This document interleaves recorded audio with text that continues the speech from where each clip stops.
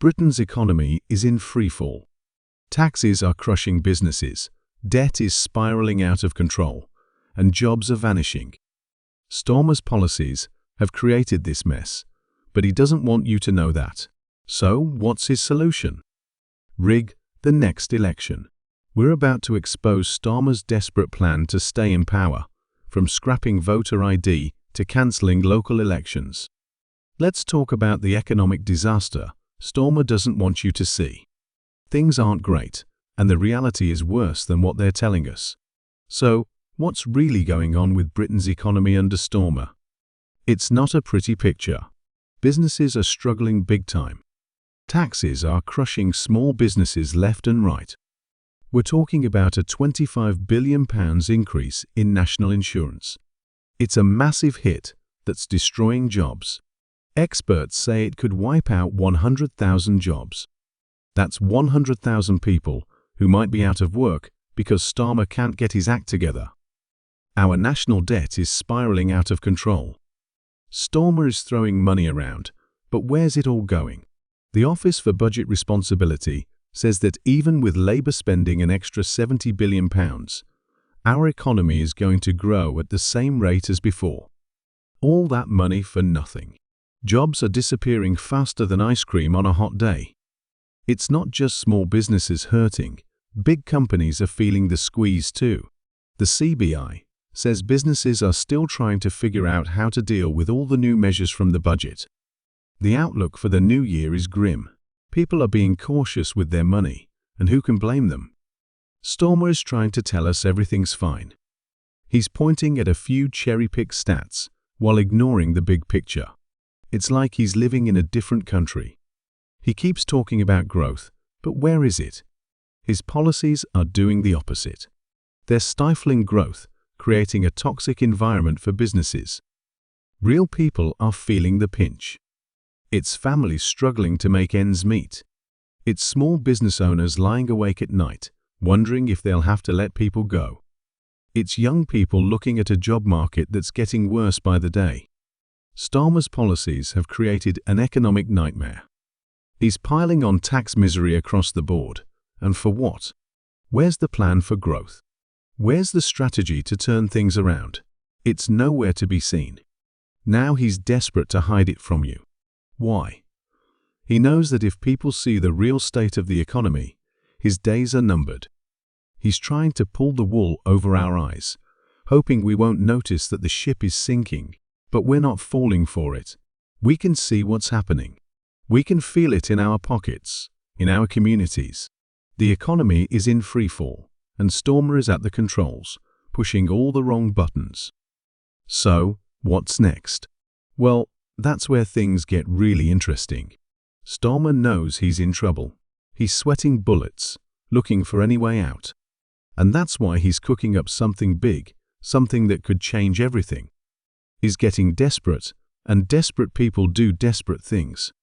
Starmer's economic plan is a total disaster, but that's just the start of his worrying agenda. What's he up to now?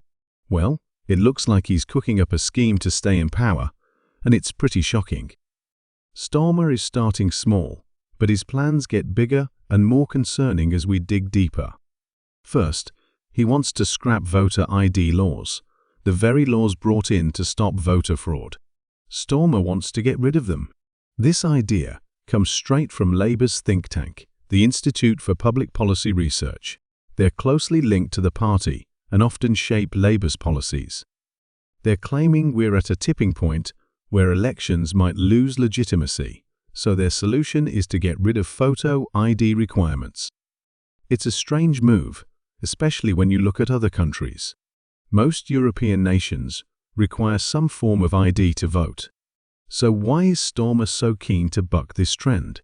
But that's just the beginning. Starmer is eyeing up even bigger changes to our voting rules.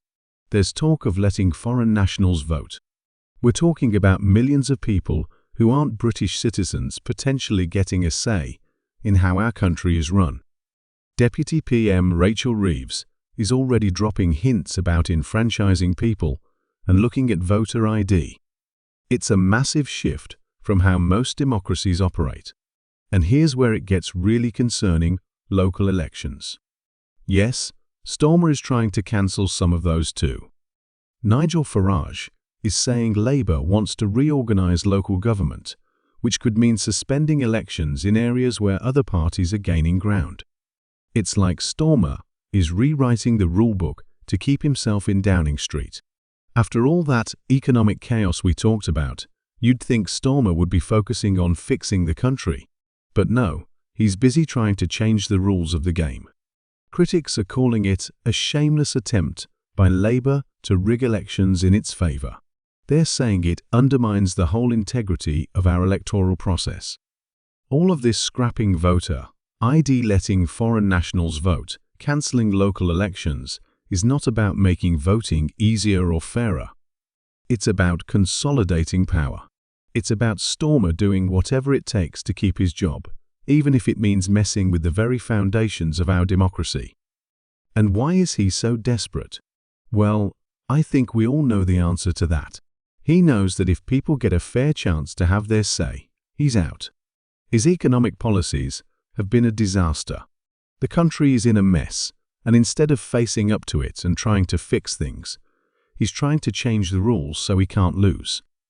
This isn't a game. This is our country, our democracy, our future, and Starmer is playing fast and loose with all of it. Are you ready for a shocker about our NHS? Brace yourself, because the latest report from the Public Accounts Committee is a real eye-opener. They're calling out NHS England for being overly optimistic about fixing things. It's like they're living in fantasyland while we're stuck dealing with the harsh reality. Remember Starmer's big promises to fix the NHS? Well, he's throwing money at it like there's no tomorrow. But here's the kicker: where's all that cash actually going? It's like we're pouring water into a bucket full of holes. Waiting times are still sky high, and staff are still overworked. And guess who's footing the bill for all this? That's right, you and me. The crazy part is, all this money isn't doing much good. The NHS is burning through billions, and we're not seeing any real improvement. Starmer's Brexit betrayal is the latest brick in his crumbling castle of lies.